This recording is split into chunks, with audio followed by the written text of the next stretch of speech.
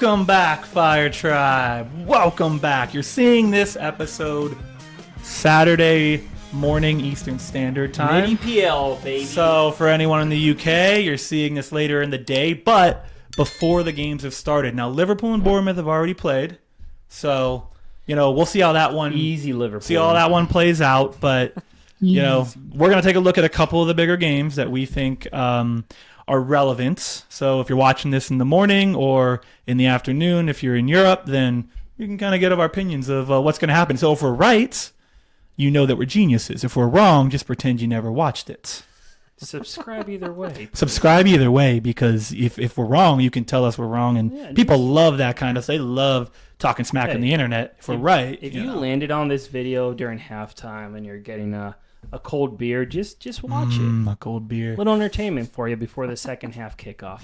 You're welcome. Okay, so that being said, I want to ask, how excited are you guys for this Friday? First game of the season. No, not even Friday. Friday is exciting, of course. First game of the season. Saturday morning, we're not working. Saturday morning, EPL, no one's working. How excited are we?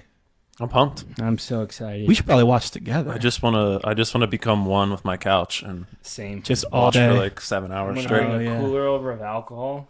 So you don't have to move. Baby. Gonna crack one open at 7:29 a.m. Eastern time. Love it. That's I think 1:30 p.m. in or no, that's 12:30 p.m. in England. 5 hours in England. 5 hours. You're right. It is We're in gonna England. start the day good. I love that. Listen, this is the culmination. Like every year, we're excited for this moment to watch the EPL, but all the work we've been putting in last season, this summer, this is the culmination of all that. The season's starting. I'm excited to get into it. I cannot wait. So let's talk about the three games that we wanted to mention. We're not going to mention all the games, just the three that, from an FPL perspective, we find very, very interesting over the weekend. So first game, Dave.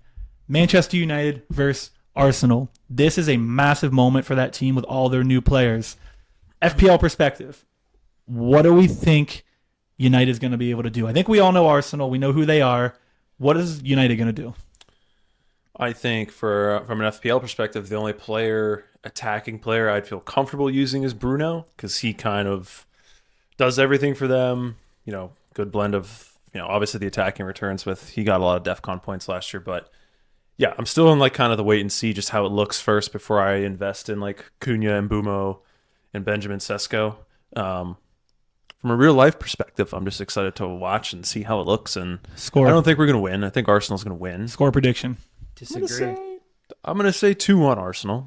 2 or 3-1 Arsenal. 2-3-1 Arsenal. 2.5 to 1 Arsenal. Phil, score prediction. 2-1 United. Bruno scores and De Ligt scores off of a header in the 82nd minute to put United up 2-1. Amorim runs down the corner, jumps on his players.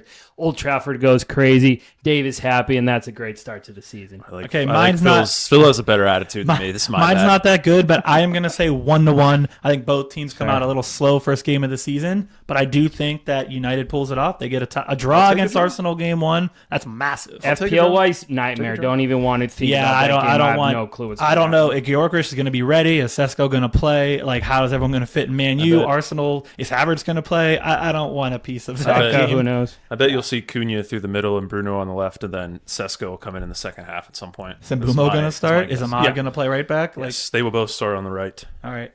Yeah, it's a little too much for me right now because I want guarantees game week one. Next game, Chelsea versus Crystal Palace. Bringing this one up specifically for one of the highest owned players in FPL right now, João Pedro. Phil, is he going to do anything? I mean, he's been great in the offseason. Is he going to bring it to game week one, do you think? Absolutely not. And wow.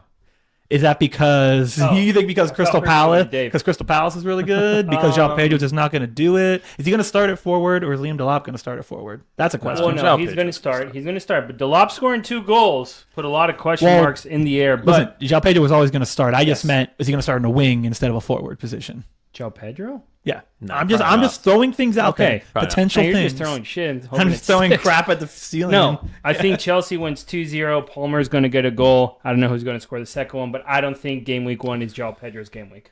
Dave. Ooh, I think Chelsea should be on upset alert because Palace is already kind of in. They've already played a real game. Chelsea only came back from their holiday from the Club World Cup like a week ago. Mm-hmm. Hater. I don't know. They could be a little bit asleep. I Palace agree. are already in form. I agree. That PSG game has given them a lot of credit with people, fair enough, but we've been riding that PSG win for a lot of time at this PSG point. didn't care about that game. Come on. I'm saying PSG Anyway. had a long season, but yeah, Be ready, Chelsea. I'm on upset alert. Be 2 ready, to 1, Crystal Palace. 2 to 1 Crystal Palace for me. I'm so high on Crystal Palace this season. I'm going 2 to 1 Crystal Palace upset alert. Nice. Last game we want to talk about another player we need to highlight: Newcastle versus Aston Villa. Isak. The question here: do we think he's playing game week 1? Because listen, reports are all over the place. 99% of them are crap, but the one that might be real, we don't know. Point is, it sounds like he's very upset with the team, threatening to maybe not play. I find it hard to believe he won't play for 4 months until the next transfer window. What do you guys think? Is he going to play game week 1? Yeah, I think he is. I think he's going to play. I think Okay. Villa smoked them anyway, so. Either way. 4-0, And 5-0. It's been a bad offseason for Newcastle. Yeah. But I don't No think one he wants to go does there. himself any favors by not playing. Like you said, if he doesn't play for 4 months all the way till the transfer window in January, he's only costing himself money. Is he still in Spain training? No, I don't he's know. I back. He's haven't back looked. with the team. Okay. I just think it's a bad look. It's just a bad look for him if he doesn't play at the start of the year. Maybe he doesn't play in his head. It's like, oh, if I don't play the first couple games, the transfer window's not over. Maybe they'll still sell me. I think he's going to be on the field. All right. Well, we'll talk about him in a little bit, so I don't want to get too deep into him. We have more conversation on him a little later. But those are the 3 big games we wanted to talk about. Now, the topic of the episode, Dave is interested in being the showrunner today, and we're going to give him that opportunity. We're going to give him a job opportunity here, and we're going to see how he does. I figured Sean's dad brain needs a rest. So, I'll put my Stanford Ridge style. Stanford. Yeah, you can't have any more Stanford Ridges. But so what we're going to do today, as we alluded to at the start, is we're going to talk about the most highly owned players at each position, because you're likely going to have many of them on your team. We're going to give you our opinions. Which ones do we think are worth it? Which ones do we think maybe probably shouldn't be that highly owned? We're not going to talk about every single highly owned player. Like some of them are obvious, like Mo Salah and Cole Palmer. I don't think we need to give our opinions on. No. They deserve that high ownership rate. They're amazing. So we're probably going to skip over them when we get to the midfielders. Sean's playing music because he's a weirdo. Nah, man. Cole Palmer, ice, baby. This Go is ahead. what happens when he doesn't host. He Yeah, can now I have so much time to think about all the gifts yeah, and now he memes can I just got. have fun. I like this, Dave. You're a great host. Now I can just have fun. You're doing So- a great job. We should start with goalies. This will Yes. probably be the quickest one. I think a lot of the goalies at the top, Matt Sells, Robert Sanchez, who are both like just under 20% owned, Raya, Jordan Pickford, I think all their high ownership makes sense. The 2 highest owned goalies, though, I do have some concerns about, and that's Martin Dubravka, who recently got sold to Burnley, and Chaumin Kelleher, who is Brentford's new goalie. They're 27% of people have bought Dubravka, and that's just recently because he just got sold. Yes. That one makes sense. It makes sense. He's $4 million. Well. Should be the starting goalie for Burnley, Yes. but he's hurt. Well, okay. He didn't play before he got sold because he has a shoulder injury. It sounds like he is an actual question mark for the first game of the year. Yeah. Any concerns that Weiss or Hideki can take that starting spot at the start of the year if Dubravka's not ready? I know people are buying him because he's really cheap, but does any of that concern you guys? The fact that he's hurt and he's kind of old. Yes, and I think I've brought up the ownership trends on the computer here, so everyone can see. It is wild just to see, like, again, we talk about overreaction. I don't know if it's necessarily an overreaction, but when you look at these lines, Kelleher for the last month has been well above anyone else at 32% ownership. And this news came out, and these lines, Dubravka and Kelleher, just absolutely inverted themselves. Everyone sold off Kelleher. He's now down from 33% to 21%. And Dubravka went from 13% up to 27.5%. I I don't know. Like, I didn't believe in Keller all that much to begin with. I think he's a good goalie. I don't really care much for Brentford's defense. So it's like I didn't believe in Keller. I don't know how much I believe in Dubravka. If you really need to save 0.5 million, like if there's a player that is such a big upgrade with an extra 0.5 million, I understand. But like if you're not going from a bad player to a really good player for me, like I don't really want Dubravka. I don't even know how good Burnley's going to be this year. I disagree. I think 0.5 million is massive. I mean, just looking at my team, 0.5 I think it's million, subjective though. Strand Larson, I kick Instead him up of to Nelson. Yeah, but I said it's subjective. If that's the case, fine, and maybe that's the case for all these people. But for me, like if the 0.5 is not getting you a much better player, I don't really want either of I'll them. do a 30-second take here. I think Keller, I think it's stupid. I don't know why anyone's owning him. Still second. To your point, Sean, I just don't understand it. Dubravka's the only starting $4 million goalie, so On a team that was really good defensively last year. yeah. So like you're obviously probably not going to start him, but you have the opportunity to throw him in on random weeks. So if you want to play the rotation game or whatever, he is a super viable option that gives you extra fun. So I understand Dubravka why he's so highly owned. I don't understand Keller at all. Yeah. Brentford weren't exactly like a great defensive team last year. That's what I'm saying. I don't and- really. I mean, Keller had a decent couple games. I think is why everyone's so high on him last season. I don't know. I mean, you guys talked about Petrovic. Like I would pick him over Keller. Yeah. So my point here is, I understand why everyone's doing it. It saves 0.5 to Phil's point. It's just funny to see the Keller drop off. Like people believed in Keller so much that when Dubravka became available, they all said deuces, and they just dropped him. So it's like how good is Keller if no one really wanted him that bad? Yeah, That's my only point. But Yeah, if you have Martin Dubravka, just monitor his health. I think we understand why he's highly owned, but his health is probably the only concern there right now. all right, we'll go back to normal screen here, and Dave, continue. So What's next? We're going to move on to defenders. Boom, boom. So the highest owned defender. Do you guys know who it is? Sean's cheating. I know number two. I do know it's Wan-Bissaka from last week, and then Frimpong's number two. Wan-Bissaka is number one.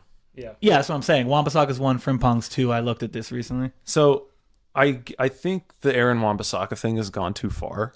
It's insanity. Like I know, it's like Keller. I know he did. It's crazy. I know he did pretty well in the DEF CON last year. I get it. He also plays for West Ham. But Go ahead. Sorry. Yeah. like he's a solid player. I liked him when he played for United. They play Sunderland in Gameweek 1, which if you're bench boosting, That's fair. I get That's it. the one. But after that, it's Chelsea, Forest, Tottenham, and Palace. Like, do you feel good about playing him in any of those games? Probably not. So I think on him, like, I get it. But if you're not bench boosting in Gameweek 1, I don't think you should have him. He instantly goes to your bench. And West Ham are not a great defensive team in general. So like it's not like he has high shutout potential either. It's all DEF CON. And offensively last year, so here's the one thing, and I don't know how true this is. A few West Ham people on X or Twitter, they have talked about West Ham looking better and Wan-Bissaka playing a bit more of an offensive role. But they said that about him last year as well, and I think he ended up with 6 or whatever goal contributions, 3 expected goal involvements. Like, it's not even like he's a Munoz or someone like that who's consistently up the field. So I don't get him. Yeah, he's not. From watching him at United, he's not like the best player going forward.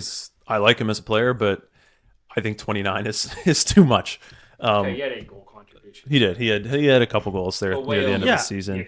I mean, a couple weeks ago, I brought him up as a guy I really, really liked, and I did. But at that ownership percentage, like, why am I going to bring him in? Because I'm not fully sold that he's going to be a great player or produce a lot. I just liked him because at 4.5 million, yeah, that's pretty good. But at 30-ish% ownership, I don't want that. I do want to mention Jeremy Frimpong quickly. Yeah. He is 6 million. But if you're going to take a swing on a $6 million defender, I mean, my favorite is Ait Nori, but I've got no issue if you take a swing with Frimpong because the attacking potential, he's so good going forward, and Salah is going to attract a lot of attention on that right-hand side. So I know you're not convinced, but Oh, I'm convinced. I mean, listen, you're not going to get a bad word out of me, Okay. Frimpong. You're not going to get me to talk bad. But no, I'm. I'm a little surprised he's the second most owned defender. Hey, shut up. Actually. But again, I don't think you're doing it wrong if you take a risk on him. No, I agree. I was just going to say, like, if you're going for that $6 million or anyone on Liverpool's like defensive end of things, like, he's the guy to go for. Like, I don't understand going Virgil over him, for example. Well, that's weird. Virgil's highly That's weird. That was the next guy I was going to mention because he's number 4. He's 24% owned. Virgil, yeah. That's... Unless you're doubling up, and then Why? What's your issue with that one, Phil? With Van Dijk? I mean, I just think clean sheet wise, they're even, and then I tend to agree. Has the offensive ability. Like, why am I going to take? I wouldn't even take Virgil. Well, maybe I would. I think even Virgil and Konate have a discussion to be had. Konate is not going to be as good as Virgil, but you're still going to get all the same shutout points at a cheaper price. $6 million is a hefty price to pay for a center back. No, I think Van Dijk did very well in the DEFCON last year. I think he was 9th. Yeah, he was 9th in total DEFCON points amongst defenders. So, like, I think people think he's going to be very consistent with a pretty high shutout potential. So it's just a matter of how. For me, it's just a matter of like how you rate the DEFCON stuff versus the potential for attacking returns. That's the point here is, and it's going to be the point throughout this entire season because DEFCON is brand new. Clearly, some people are looking at DEFCON as really, really, really important. Wan-Bissaka as an example, Kansa as an example. Like people are looking at these two and they're like, DEFCON, DEFCON, DEFCON. Let's see how important it ends up being. And how much it spreads out. Like, is it that all these players are going to get a decent boost? And it's like, it really didn't matter as much because everyone got a boost, right? I'm interested to see that. It is interesting because, like, you can look at their aggregate DEFCON points from last year and be like, oh, that guy's really good and that's valuable. But that's assuming, you don't get all those points if you don't have that guy on your team the whole season. So like, and now with that's true. It's a game by game. With more chips, there's going to be your roster's going to look different more frequently. I feel like than last year. So like, Van Dijk is the kind of guy you could theoretically hold for the whole year. I think he'll be a consistent option, but the way I prefer to build teams is if I'm going to spend up on a guy, I want some attacking potential. So like, I eat Nori, Danny Munoz. I have one of them on my team. I prefer to have the DEFCON guys be cheaper and, maybe have a cheaper center back on a good team that has some shutout potential. But that's no. That one I'm on the fence on Van Dijk. I think the way I was going to say the way I would summarize it is like $6 million is premium for the back line, right? Mm-hmm. So I am not going to pick a premium player off of DEFCON. DEFCON is a nice boost to make those 4.5 million guys more viable, desirable, or viable. Yeah, but I'm not spending up to $6 million just to be like, oh, he's good at DEFCON. So the last point for me on that is, Dave, you said it, and I guess I never really thought about it this way, and frankly, I haven't heard anyone talking about it like this. DEFCON is amazing, but everyone's kind of looking at the totals. Like even the FPL official put out the totals. The totals you get if you hold a player the entire year. Are you going to hold some of these players like Murillo? Like I know he's good, but some of these players, like you're probably not going to hold them the whole year. So you're only going to get, like, let's say as an example, some of the top guys had, let's say 28 DEFCON points. That's 14 games worth. That's not even half the season. So you have to hold them the whole time to get 14 games. And if you don't have them in the majority of the games, and you're not getting anything out of it. So I think there's some level of like predicting. Yeah, I think attacking still king is my point. And the last thing, Frimpong, I was kind of worried about him before because I was like, I've watched him play a butt ton at Leverkusen. It really worked with the style they played, the coach they had, but he wasn't looking good in Netherlands at times. He wasn't really good before Leverkusen and the coach. He looks pretty good. It looks like it's working. I think he's if he's in the right position on the right team, he's an absolute stud. Yeah. So I think it's good. I don't know if I'm going to do it, but I love Frimpong. Frimpy. Yeah. Some other defenders, I think a lot of the other guys that are highly owned make sense. Konsa, Mickey Van de Ven are some of the most popular budget options, and I think we all like them a pretty decent amount. Yeah. Rayan Ait-Nouri, I've mentioned. Gabriel for Arsenal, high shutout potential. Josko Guardiol, Ola Aina are all up there. The last guy I want to talk about is the one I don't get. Is Mark Cucurella. My goodness. Why is Mark Cucurella, first of all, $6 million, and why is he almost 20% owned? We've been talking about this offline, man. Someone help me understand why Mark Cucurella Do you want to try? is 19% owned. I think I Someone. don't get it. I don't I get think I think I know why, but go everyone ahead. wants a piece of the clean sheet potential Chelsea. it. Which I But just sure. don't think is very high, but good. Yeah. I think it's pretty high to kick off the season. Good schedule, sure. Good schedule. I don't agree with 6 million. I think 5.5 million would make sense for him. But I think people are getting one piece of it, and they probably have the recency bias for the last 10 game weeks last year, and that's about it. He had Oh, like it's not even 10. He had like 3 good games in the last that's- like 18. That's weird. I was going to talk about Oh, that. go ahead. Because Go for it, yeah. I think Get the people spotlight. I think people are taking him because they think he's this attacking threat like an Ait-Nouri or a Munoz or a Pedro Porro. And he isn't. Nope. You guys know he was through the first 26 game weeks last year, he was defender 37. He had 61 points. Useless. That's like 2.3 points per game. He was kind of a joke for a He while. was he was unusable. Nobody owned him. Yeah. And then in game week 27 and 28, Chelsea pitched 2 shutouts and he scored in both those games. He had 30 points across those 2 games, but 15. no one had him. No one owned him. So that stuff like kind of doesn't matter. I bet after those 2 games, people picked him up. I don't know what his ownership was ahead of game week 29, but if you picked him up, he went right back to being crap because from game week 29 to game week 36, he had what? I have it here. He had 19 points in 8 games, which is 2.3 points per game. That's really good. And then the last 2 games, he scored against Man United, and Chelsea had a shutout in both of those games. He had like 40% of his points in 4 games. And like those points count, but like he had to be on your team, which he wasn't. And that inflated his numbers so much. And do you guys know before this past season, he played 3 years in the Premier League, right? Mm-hmm. How many goals do you think he scored in 3 years before, not counting the 5 he scored last year? 1. 1 is the answer, including no goals in the last 2 years. Yeah, he's not been. Again, he's kind of been not a joke, but people look at him, they're like, Cucurella. Like he's not people He's don't take him not- as like a serious Some threat. of it's the way Chelsea plays, but he's not this attacking threat that I think people think No. he is. He was 36th in expected assists among defenders last year. He only created 2 big chances. How many successful crosses do you think he had for the entirety of the season? Successful crosses. Yeah. 6, Too high. 4. 4. Yeah, He had okay. 4. 4. So he's not going to get you DEFCON points.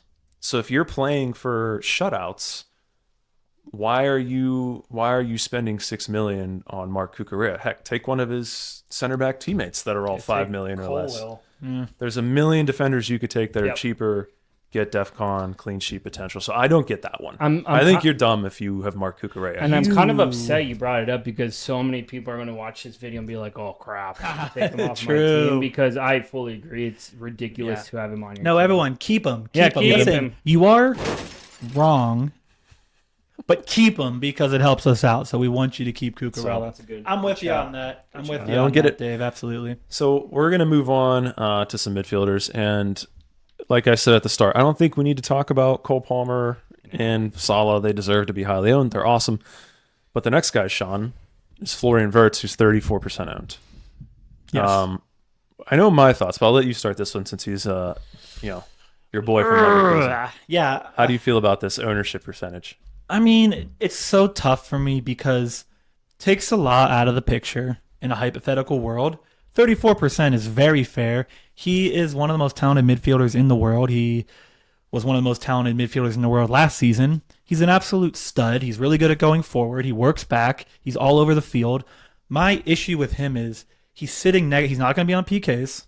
He's sitting next to Salah, a guy who just is going to get the ball more often because he's Salah. He is Liverpool right now. Like, you think Liverpool, you think Salah. And that's why for me, 34%, is there enough in it to have Wirtz and Salah? Like, is there enough in it to pay that much for Wirtz when you know Salah gets more of the ball? That's my worry. take Salah aside, yeah, I think absolutely he's one of the best talented midfielders in the EPL. I'm willing to take the swing. I think Salah is just going to create space for him. I also think that Liverpool's, they're going to create a ton of chances. And if you think about it, last year they didn't have an established center forward really for the whole season. Yep.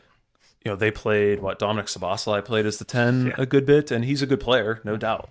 But I think having an actual center forward and Wirtz playing his best position as the number 10, I think, we don't know exactly how it's going to look, but I'm willing to take the swing on someone that talented, even at $8.5 million. He's on the best team in the league with the best player in the league to his right.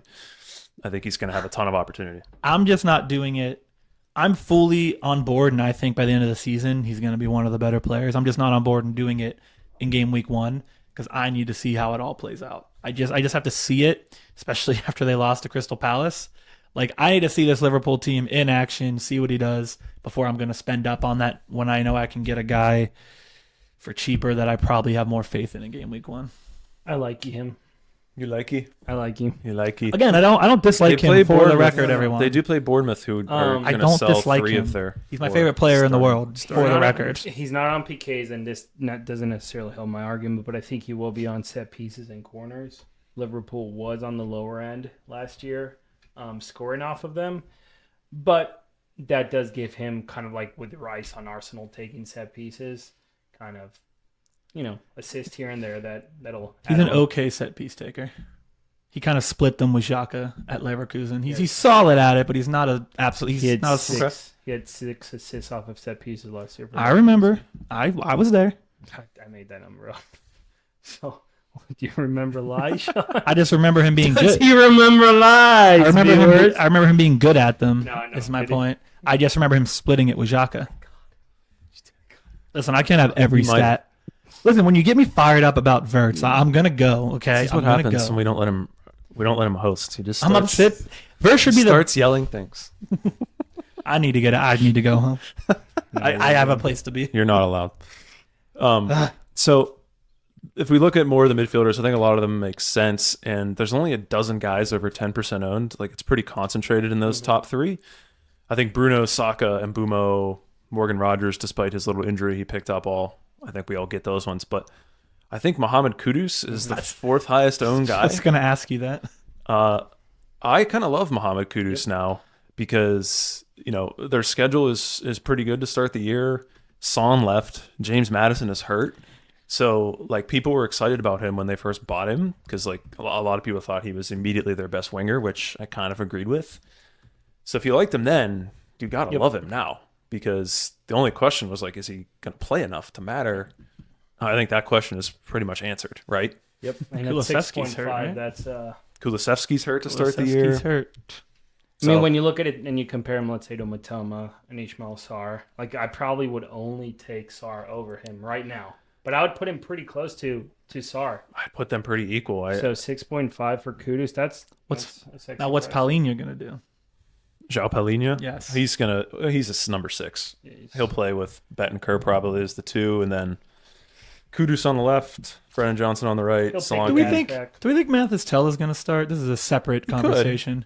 He could. Because he had some hype coming in last year. I was the one that was kind of pushing. I was kind of pushing that hype. I bet they play Papa Malang Sarr. They've been playing him in a more advanced role in the preseason, so I bet they start the game with him there, would be my guess. Hey, Luke, let us know in the comments. Yeah, Luke. Yeah, Luke, let us know. And then Tell probably comes off the bench. I guess they could go more attacking and start him, but that'd be my guess. I guess time will tell. Oh, God. Anyway, we like Mohamed Kudus, 23% owned. Yeah. Makes a lot of sense. So let's move on to forwards because there's a couple guys here that we need to talk about. And so let's start with João Pedro. He's 55% owned, which is insane. I have some opinions on this, but I want to hear what you guys have to say first. Do you want to start, Phil? I just think it makes sense. You think it does make sense? I have see no issue. I don't necessarily see an issue. My only concern is again they're gonna play a lot of games. He's obviously the better player. Liam Delap was playing. João Pedro got transferred, and then he became the starter like pretty instantly. So he is the better player, but like with all the games happening, knowing they have two studs, they still have Nicholas Jackson who they're trying to trade, but he is still there. That's three guys. Like, are they gonna take minutes away from? I don't want a guy that's owned that much, that high percentage, if he's not playing 90 minutes. That's my point. Let me ask you guys this. Would he be 55% owned if he didn't score those two bangers in his first game in the Club World Cup? That's what I'm saying. Yeah. That recency bias, people are seeing, and I know Chelsea's good, but like again, they did beat PSG, but I don't know that game. Great player. He's a great player. He's a no fantastic player. We saw him last The year. issue is too. not with his skill, but like you said, I think they're gonna. I don't think they bought Delap for no That's reason. what I'm saying. And he's young I too. don't He's think 23. he's going to get 90 minutes, especially early in the season. That's what I'm saying. Like we said in the last episode, they're just coming off their holiday. They've only been back training for like a week. I think he's going to start, but I could easily see Delap coming in at the hour mark, 65, 70 minute that's mark. a fair one. He only needs 20 minutes to score a brace, though. Yeah, and he's also not going to be. Put him on your roster then. He was on penalties for Brighton. He's not going to be on penalties anymore. I know Palmer is. Don't play the sound. I don't know. I don't think he should be. I understand why his ownership percentage is super high. I just think there is more risk here than people are acknowledging. I will say I'm showing the trends again. It has dropped. So I mean, he was all the way up at almost 60% end of July. He has dropped a little bit. After the Yorkerish. So people are noticing that. You're right. Yorkerish did. You could see orange line. Yorkerish did start coming up around the same time that João Pedro came down. So you're probably right. There was a. See the graph. You don't have to see the graph. You're just that smart. You're just that smart. So I think people still really high, but he has come down a bit. Yeah, I just think I don't know. I think there's more risk with him, like I said, than people I'll think. flip the question. Do you think if Delap doesn't score the 2 goals last game, people are considering that risk? Honestly, I forgot about that. What do you mean? So, yeah. What do you mean? I mean, I don't know. Liam Delap came in first. I don't think anyone's ever been. I think people aren't even acknowledging. Yeah, I don't think anyone's even thinking about Liam Delap as a threat to João Pedro, even though he. My point is, I don't think Delap is just going to ride the bench and not play.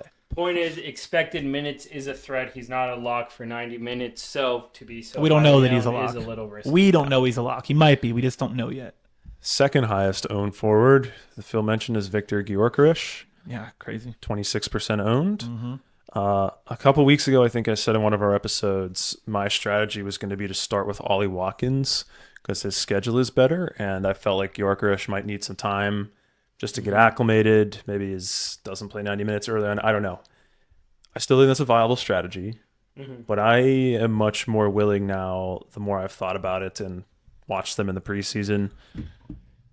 If you want to start the season with him in your team, I think that's a great idea because Arsenal need him in the worst way because we saw what it looked like last year. I think his minutes are a lot safer than like João Pedro's are. So if you want to jump in on Gyökeres in Gameweek 1, I honestly think it's a great idea. I'm good with it too, especially with how Arteta's talking about him. I'm good with it. He gives me Haaland vibes. I'm good with it. He gives me like just a massive body, athletic. Great finisher. I just get Haaland. I'm not saying he's going to be as good as Haaland. I'm just saying the vibe. He had 97 goals in like 102 games at Porto. I mean, what do you even say about Porto. that? Where did he play? Not Porto. Sporting. Sporting was. Yeah, He's dude, I like him. I really do. I actually do too. I really do. Like, I'm almost tempted at this point. I still like Haaland more, but like, is it crazy to say Gyökeres instead of Haaland? Well, like, I'm not saying. I'm just saying, like, is that a crazy thought to be like? I think Gyökeres is going to be better than Haaland by the end of the season. Is that crazy? Is that too much? I don't think it's crazy. That wouldn't be my prediction, but I don't think you're crazy. Okay. What I liked about him is did you guys see his preseason game, like how he was dropping in to combine with the rest of that? That's what good. I knew he had that from watching him some games, but I didn't realize he was going to fit in so quickly, and that's what made me switch my mind from like a Watkins or an Isak. If he goes to Liverpool, that doesn't matter. But like now I'm like, okay, yeah, he's ready for game week 1, where before, to your point, I think we might be on the train. I think the boys are on the Just train. as long as the train leaves the station not in game week 1. Okay. Okay, keep going. But so let me run down the rest of the highest owned forwards. Holland is at 22, Watkins 21, Jared Bowen at 19, Isak just under 19, Chris Wood at 14. I'm going to skip the next guy because I'm going to yell in a little bit. Hugo Ekitike already 11.5. Erling Haaland, I think at 22.5% is kind of a steal. Yeah. I've given my thoughts of like if you're going to start your team with Haaland or Salah, I'm decidedly on the Haaland train. Agreed. His ownership is lower, so it is creeping up a bit. But Yeah. that matchup in game week 1 is just so good, and like I've said before, I think we saw as close to a floor season for Haaland as you can get last year. Agreed. So I'll skip to him. Ollie Watkins, just mentioned him, still love him. Good early schedule, so 21% makes total sense. Sean doesn't like Jared Bowen, but I get why other people do. But I really want to talk about 2 more guys. The first is Alexander Isak, and we talked about him in the intro. But like, what do you do? What is this? What is this news about him being unhappy, which we've known for a while? He was going to go to Liverpool. Now it doesn't feel like he is. What does that do to your guys' feelings on him? Well, before we get to our feelings, I just want everyone to look at the chart.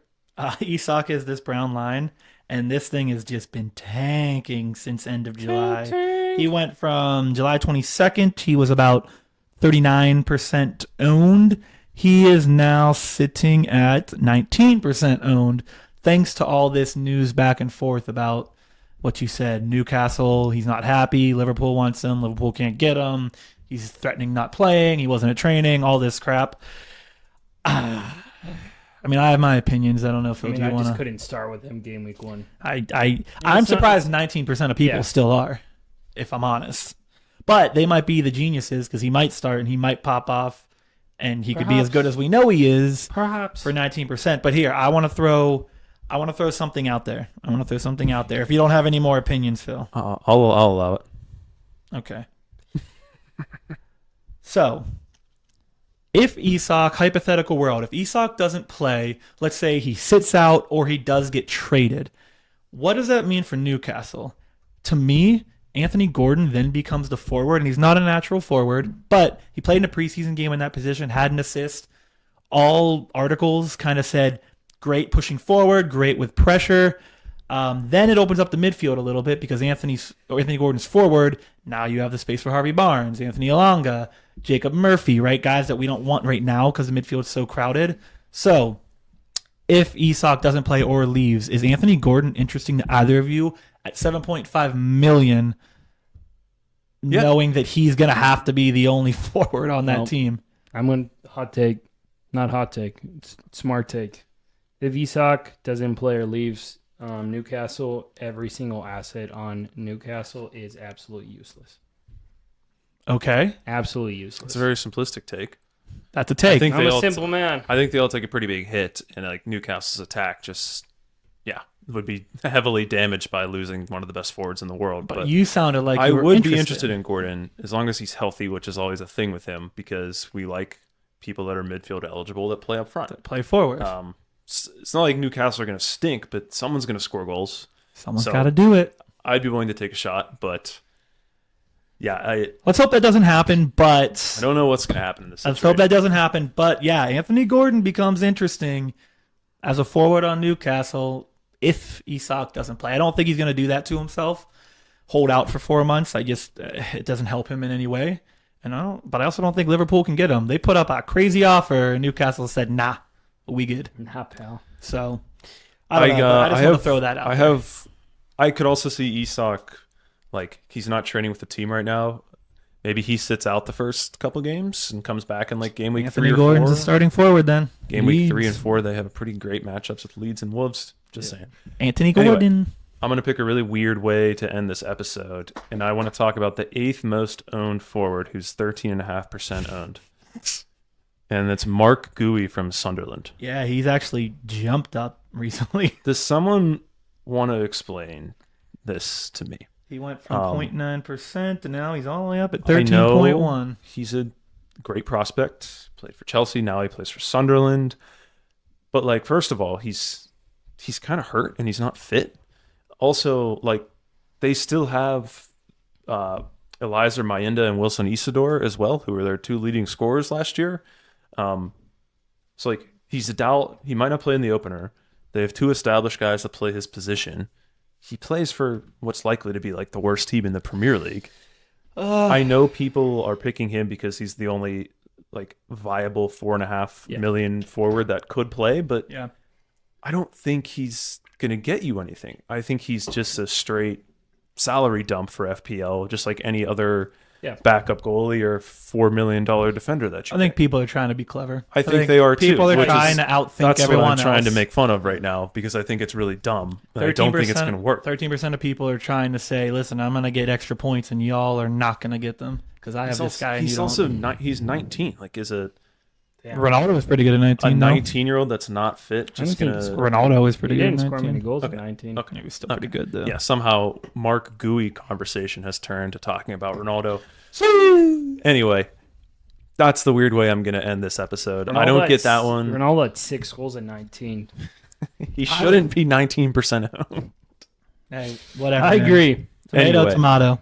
I feel Keep owning him. I feel like we talked about going. some of the more notable, not nailed on options that are highly owned. Yeah. Hopefully everybody found that helpful. I did, until we started talking about Ronaldo. Do you want to end it up on a better note? Mateta. Interesting differential at under 10%. Totally agree. So there we go. Let's totally agree. Good note there. You're welcome.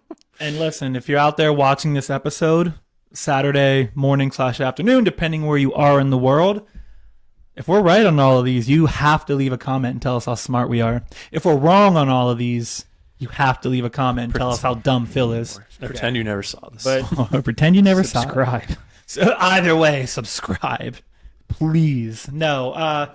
That's great, Dave. I think that was a good episode. Next week, we're going to get right into player picks again, right into weekly reviews.